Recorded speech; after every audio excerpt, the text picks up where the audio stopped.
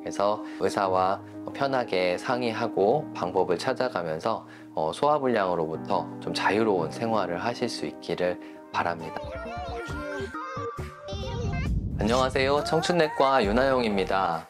오늘은 기능성 소화불량증에 대한 이야기를 드리겠습니다. 그 이름에서 알 수 있는 것처럼 이 소화불량을 일으키는 여러 가지 경우가 있는데, 그 중에서 우리가 잘 알고 있는 위염이나 위궤양, 식도염 또는 담도질환과 같은 기질적인 질환은 없는데, 지속적으로 소화불량을 일으키는 경우를 우리가 기능성 소화불량증이라고 합니다.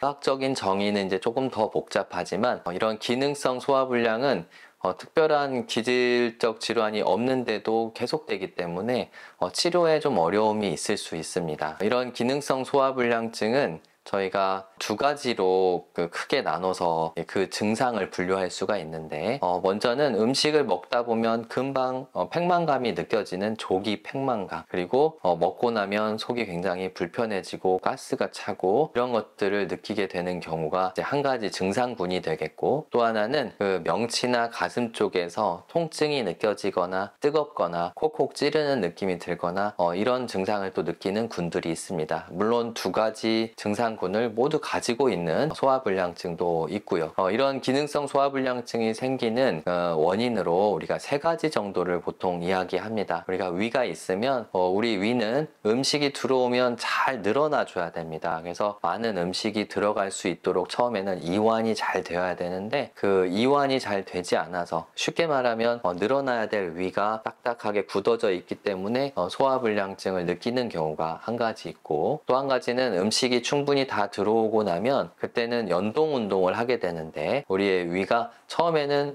부드럽고 천천히 이루어지는 연동 운동에서 시작해서 시간이 갈수록 더 강하고 더 빠른 속도로 이루어지는 연동 운동을 통해 음식을 소화시키고 또 십이지장으로 내려보내는 이런 과정이 단계적으로 잘 이루어져야 됩니다. 하지만 이런 운동성 자체가 떨어져 있어서 음식을 먹고 나면 우리가 느끼기에도 음식이 내려가는데 굉장히 오랜 시간이 걸리는 것 같거나, 배부른 느낌이 너무 오랫동안 가고 또 배 안에 뭔가 무거운 게 묵직하게 매달려 있는 것 같다, 이렇게 표현하시는 분들도 있습니다. 그리고 이제 세 번째 기전은 통증을 느끼는 겁니다. 우리가 내장 과민증이라고도 보통 하는데, 일상적으로 늘어날 수 있는 정도의 어떤 물리적인 이완이 이루어졌는데, 팽창이 이루어졌는데, 그걸 위가 너무 예민하게 받아들여서 통증처럼 느끼는 경우, 이 경우는 우리의 그 위를 싸고 있는 그 신경이 굉장히 예민해져 있어서 통각의 역치가 낮아졌기 때문에 생기는 증상이 되겠습니다. 그래서 이렇게 이완이 잘 안 되고 운동성이 떨어져 있고 또 일상적인 팽창을 통증으로 느끼는 과민증이 와 있는 것, 이런 것들이 기능성 소화불량증의 원인이 되는데요. 이런 소화불량증을 가지고 있는 분들이 굉장히 많습니다. 그래서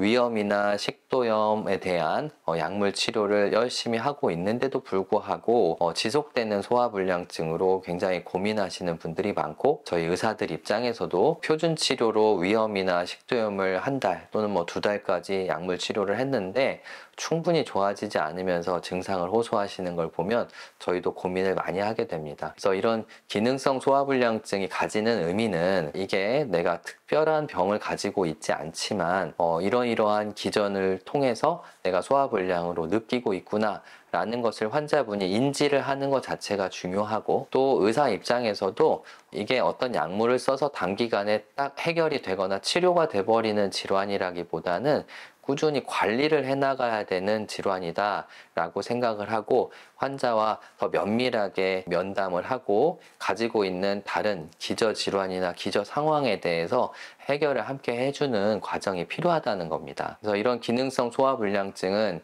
여러 가지 의학적인 문제를 가지고 있을 수도 있지만, 대부분의 제가 진료실에서 만나는 사람들의 소화불량증의 큰 원인들 중에 하나는 만성적인 스트레스, 그리고 수면장애, 또는 몸의 어딘가에서 만성적으로 느끼고 있는 어떤 통증, 이런 것들이 원인이 되는 경우가 굉장히 많고, 생활 습관도 크게 영향이 좀 있는 것 같습니다. 그래서 내가 우울한 기분이 들거나 잠을 잘 못 자거나 또는 만성적인 근육통이나 두통을 가지고 있거나 또는 내가 굉장히 예민하고 교감신경이 많이 올라가 있는 사람인지 또는 지금 내가 처해 있는 상황이 상당히 스트레스 상황인지 이런 거에 대해서 정확하게 분석하고 인지하고 그런 것들을 해결해 나가는 과정이 사실 필요합니다. 하지만 이제 소화불량증으로 굉장히 고생하고 있는 환자분이 직접 그런 것들을 합리적으로 고민하고 분석하는 것은 사실 어려운 일입니다. 그렇기 때문에 그 가벼운 소화불량증이고 이게 큰 질환이라고 생각하지 않더라도 병원에 오셔서 주치의 선생님하고 같이 상의해서 뭔가 문제를 찾아가다 보면 이런 만성적인 소화불량증에 대해서도 뭔가 해결이 되고 답을 찾을 수 있을 것이라고 생각이 듭니다. 그리고 이런 기능성 소화불량증과 더불어서 위염이나 식도염 또는 담도의 질환을 함께 가지고 있는 경우도 굉장히 많기 때문에 단순히 소화불량이라고만 생각하지 마시고 약을 복용해 보다가 호전이 더디다면 내시경이나 초음파 검사를 적극적으로 받아보는 것도 좋은 방법일 거라고 생각이 듭니다. 그래서 의사와 편하게 상의하고 방법을 찾아가면서 소화불량으로부터 좀 자유로운 생활을 하실 수 있기를 바랍니다. 감사합니다.